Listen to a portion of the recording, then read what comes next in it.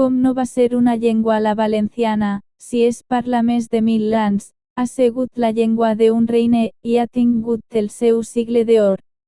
La tan pregonada unitat de la llengua valenciana i catalana és un mit. La llengua valenciana té la seva pròpia personalitat que avui està en perill i a tot s'hem de defendre.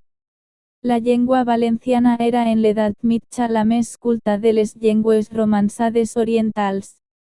La valenciana, graciosa llengua, en qui solament la portuguesa pot competir en ser dolça i agradable.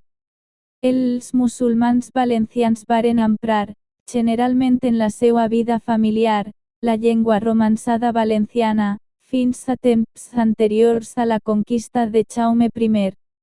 Les llengües valenciana i balear són més de 300 anys més antigues que la catalana. El valencià també en els seus orígens es diferencia del català. Tot això nos diu que el valencià és un romanç independent.